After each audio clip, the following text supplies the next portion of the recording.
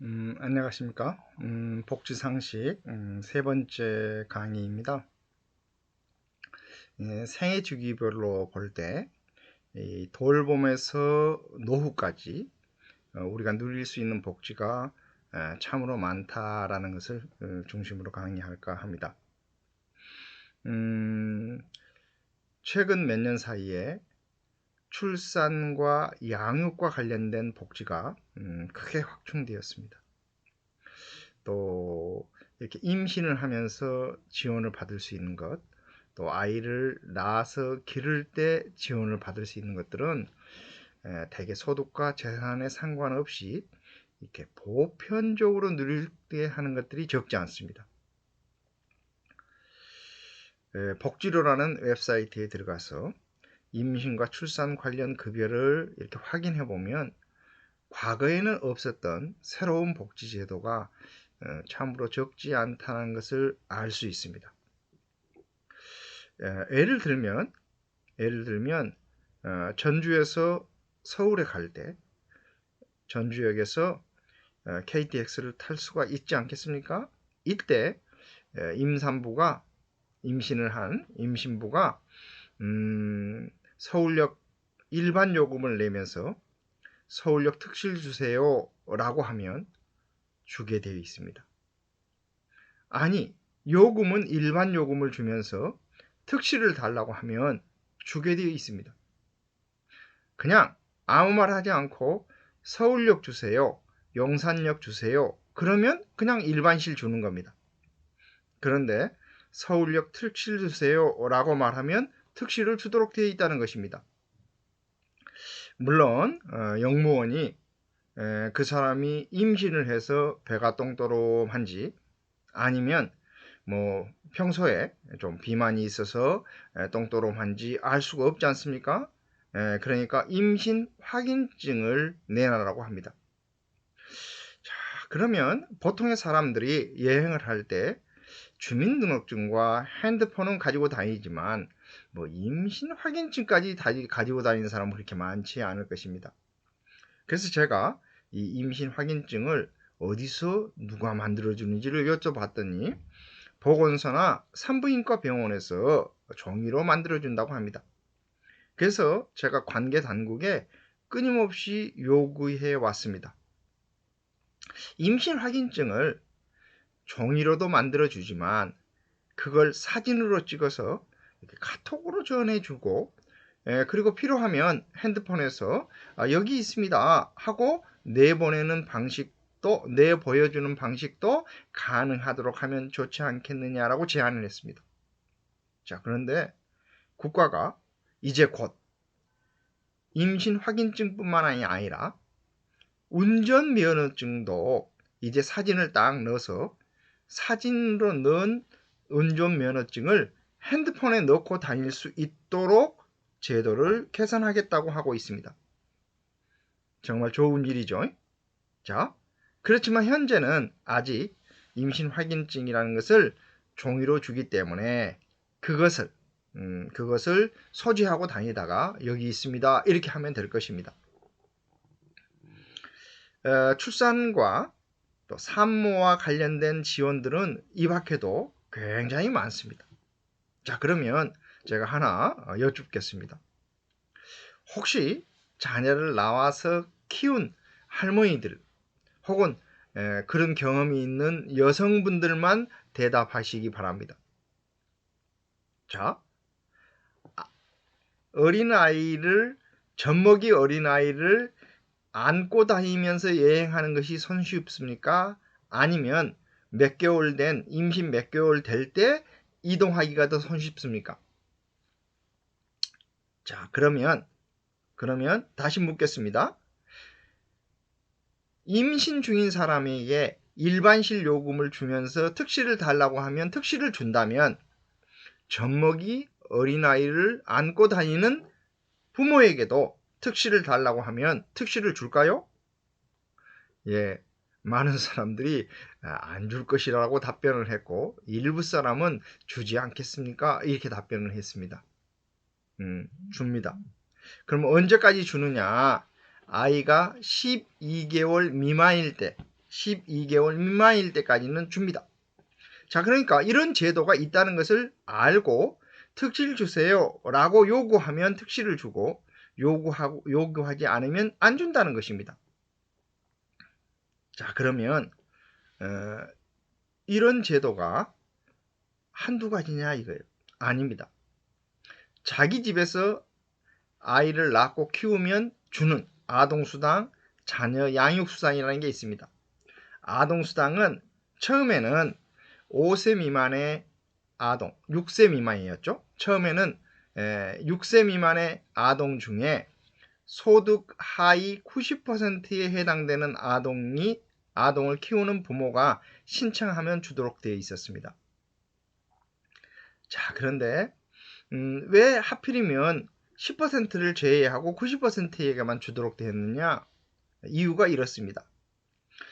지난 대통령 선거에서 한 대통령 후보는 6세 미만의 모든 아동에게 아동수당을 10만원씩 주겠다라고 공약을 했습니다. 자, 그런데 어떤 정당은 80% 아동에게만 주겠다라고 공약을 했고, 어떤 정당은 50%의 아동에게 아동수당을 주겠다라고 공약을 했습니다. 자, 그런데 결과적으로는 모든 아동에게 아동수당을 주겠다라는 후보가 대통령이 당선되었는데 국회에서는 과반수 이상이 되지 않았습니다. 해당 정당이.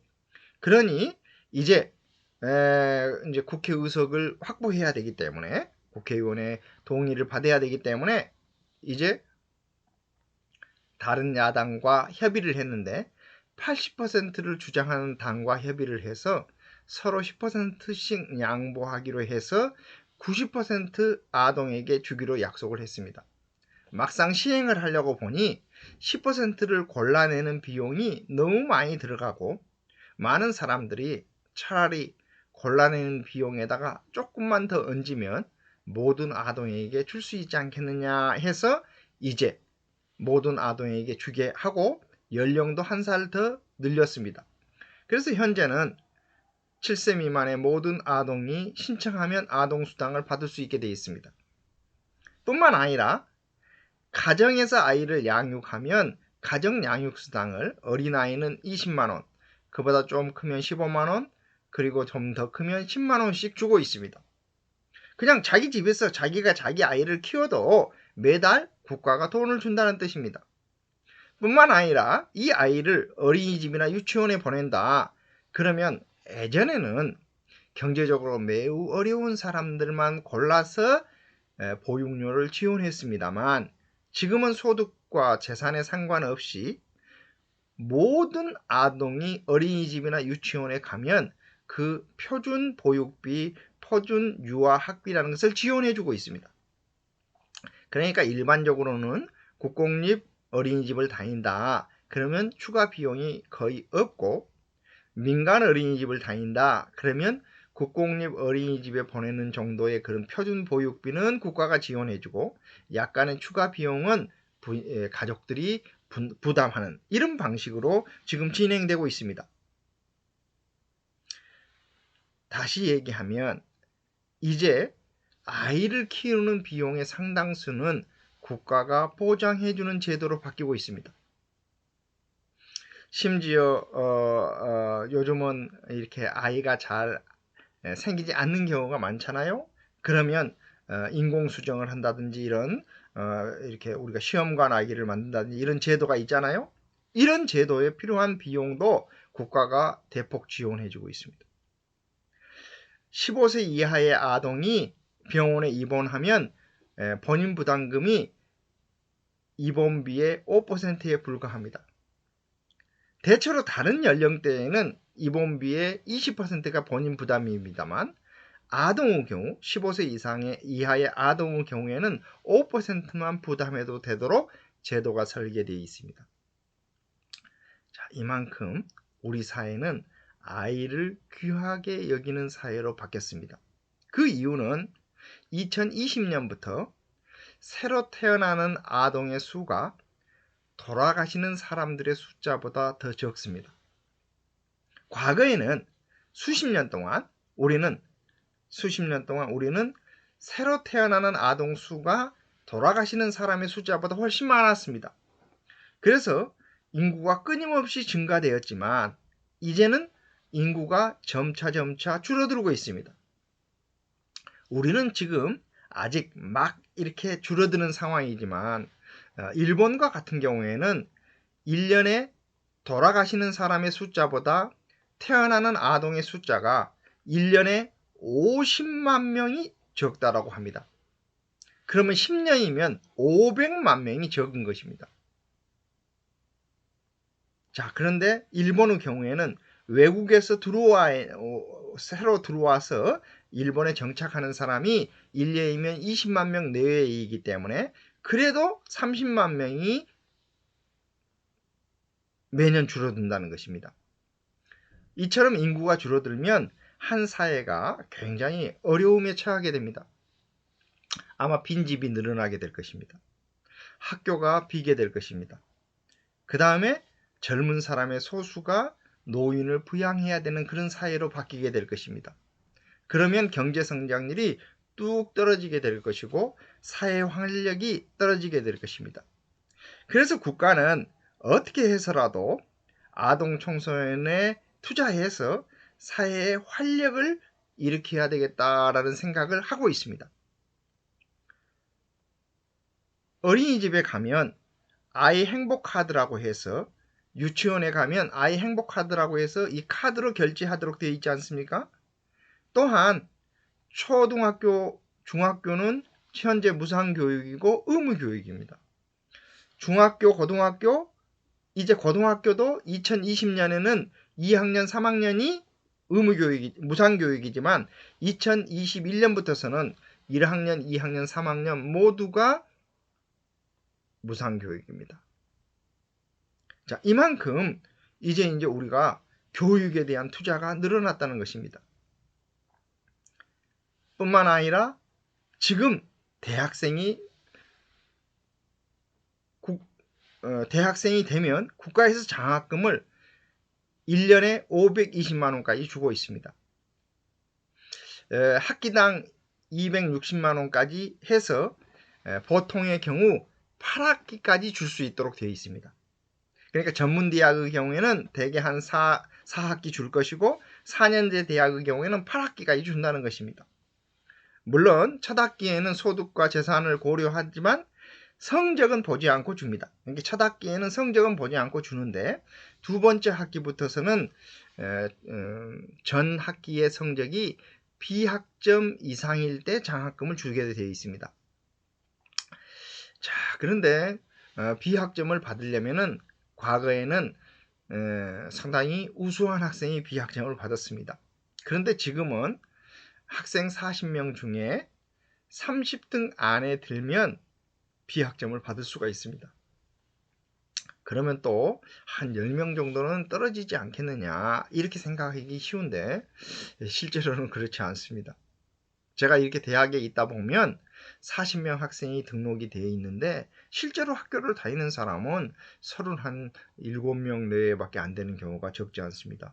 그 이유는 한 두세 명 정도는 학교에 등록만 해놓고 학교에 잘 나타나지 않습니다.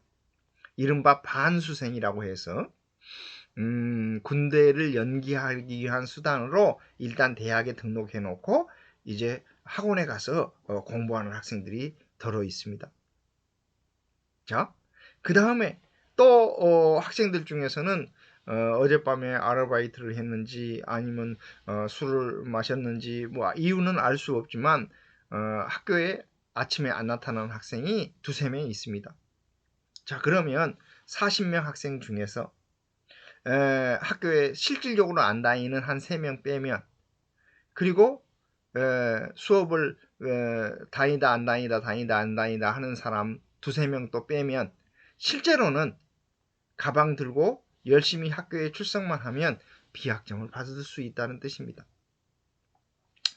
뿐만 아니라 기초생활보장제도의 교육급여 수급자는 시학점일 때에도 국가장학금을 받을 수가 있고 장애인은 아예 학점 제한이 없이 장학금을 주고 있습니다.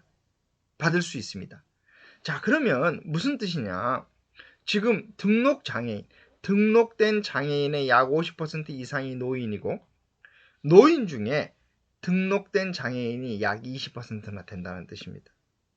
결국은 혹시 여러분들 중에 진짜 내가 교육을 통해서 내 자신을 업그레이드를 시켜야 되겠다. 내가 교육을 통해서 공부도 하고 지식과 정보를 좀 쌓고 주변 사람들하고 친교도 하고 싶고 젊은 사람하고 어울리고 싶다. 그러면 대학생 국가장학금이라는 제도가 정말 유익하다는 것을 아실 수가 있고, 이 제도는 노인뿐만 아니라 중년, 장년, 청년 이 사람들에게 정말 중요한 제도라는 것을 저는 알려드리고 싶습니다. 특히 교육급여 수급자는 이렇습니다. 아동 중에 가장 어렵게 사는 아동을 우리는 고아라고 볼 수 있을 것입니다. 그러면 이런 고아 상태에 있는 아동이 생활하는 곳이 대표적인 곳이 아동 양육시설입니다. 아동 양육시설에서는 18세가 되면 그리고 고등학교를 졸업하면 양육시설에서 퇴소하도록 되는 것이 원칙입니다.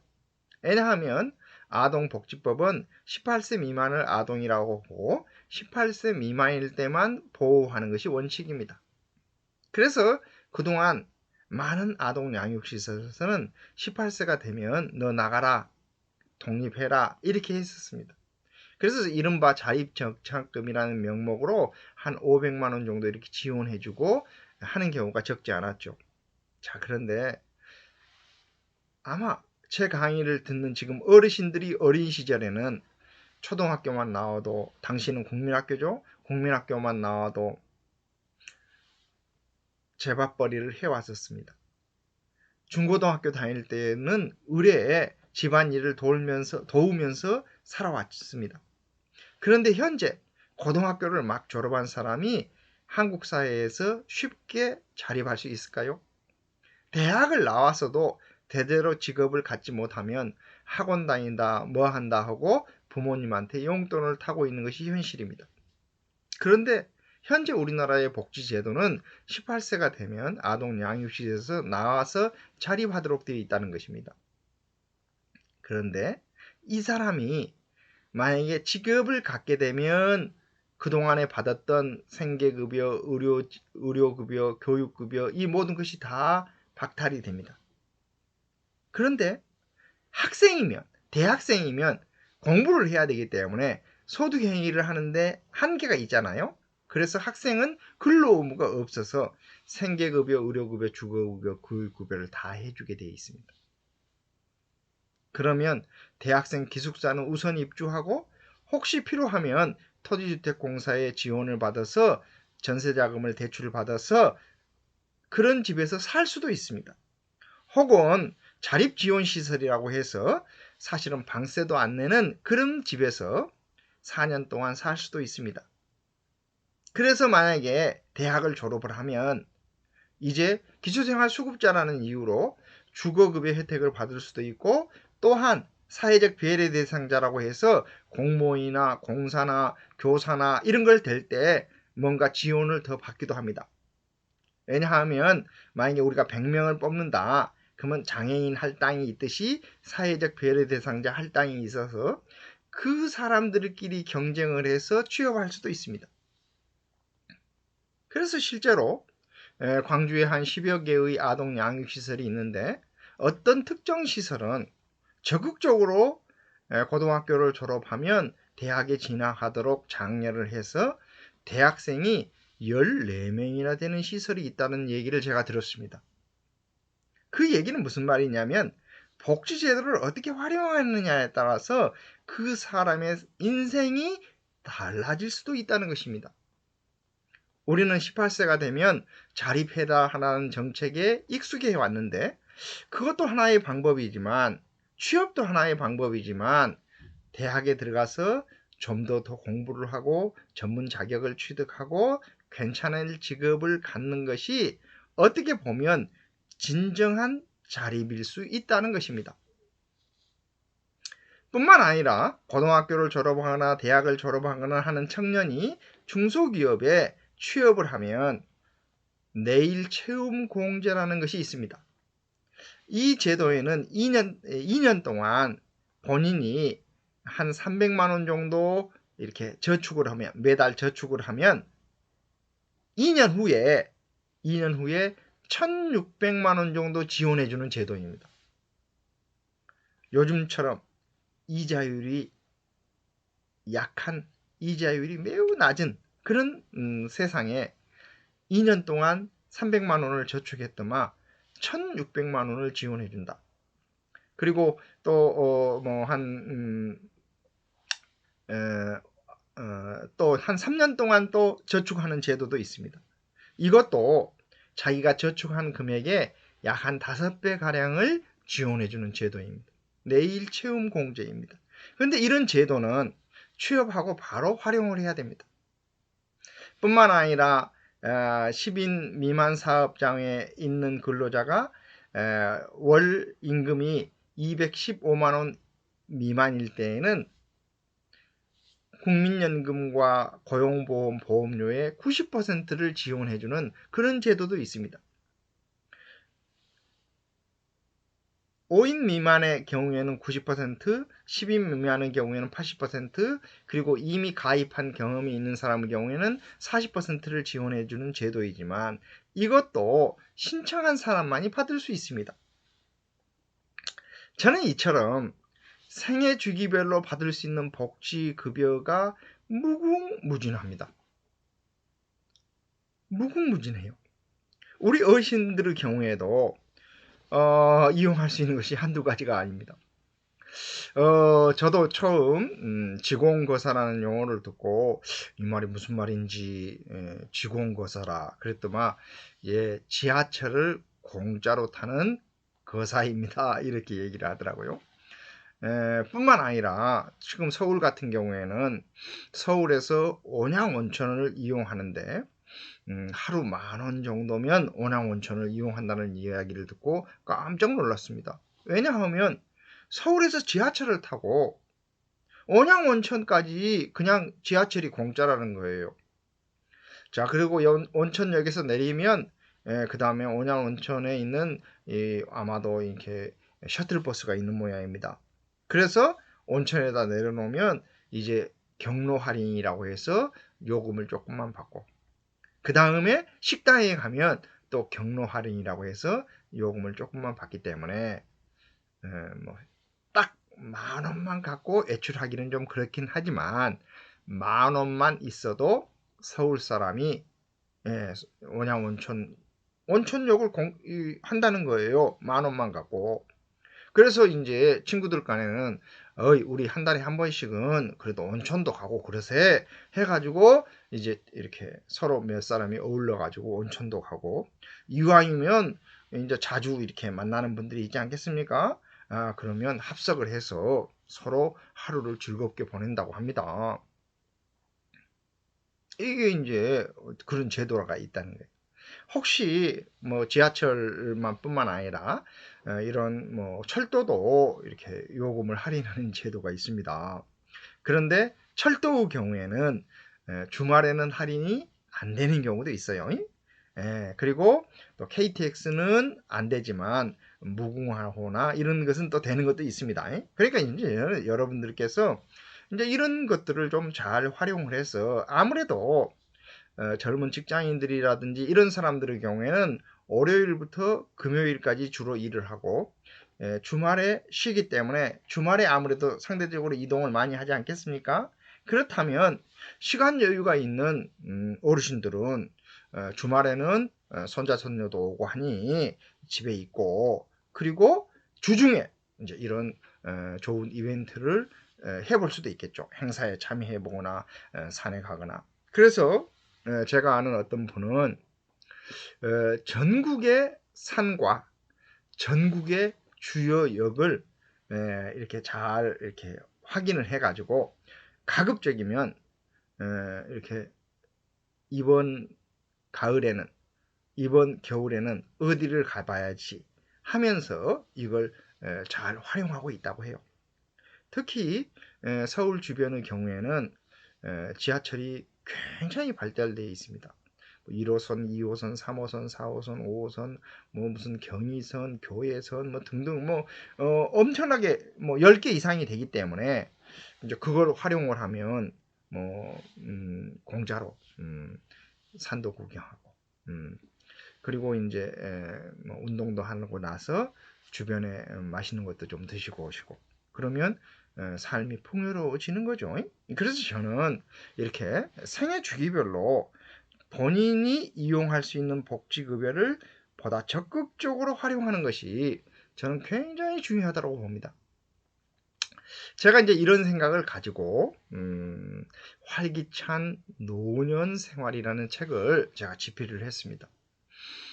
그동안에 우리가 복지를 지나치게 소득 위주로 살펴봤는데 저는 복지가 정말 잘 되려면 소득, 건강, 주거, 교육, 여가 생활, 인간관계 이런 것들이 좀 더 좀 체계적으로 이루어져야 되지 않을까 하는 생각을 가지고 있습니다. 복지를 지나치게 소득 혹은 돈 위주로 생각하면 돈으로 할 수 있는 것도 있지만 돈으로 하기 어려운 것이 적지 않습니다. 예를 들면 이렇습니다. 우리가 노인 문제 하면 노인의 사고를 얘기합니다. 노인의 사고는 빈곤, 질병, 그리고 무의라고 해서 할 일 없음, 그리고 고독 이렇게 되어 있습니다.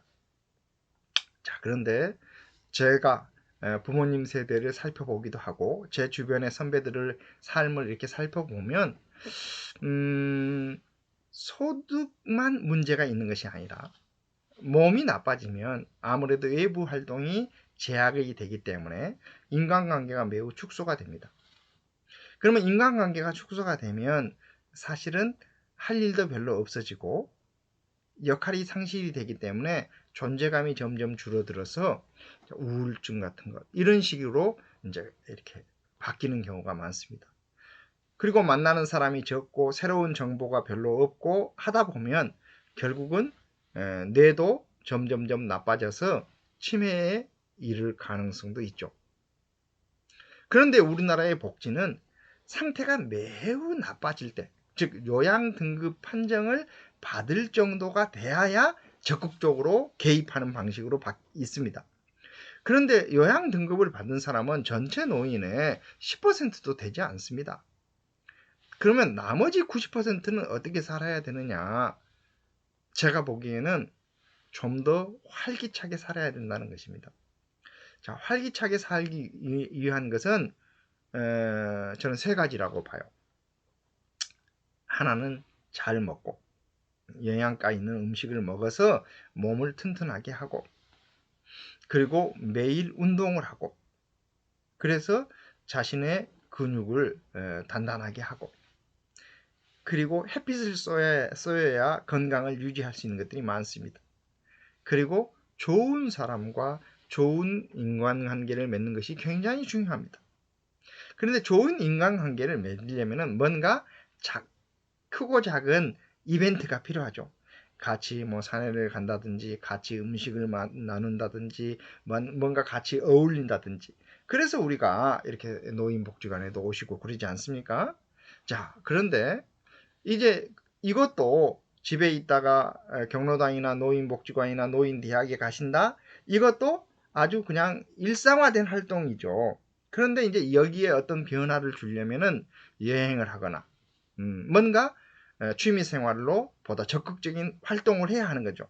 그런데 이 적극적인 활동을 이미 나이가 들어서 한다는 것은 쉽지 않죠. 그래서 한 살이라도 더 젊었을 때 새로운 시도를 해보는 것은 저는 굉장히 중요하다고 봅니다.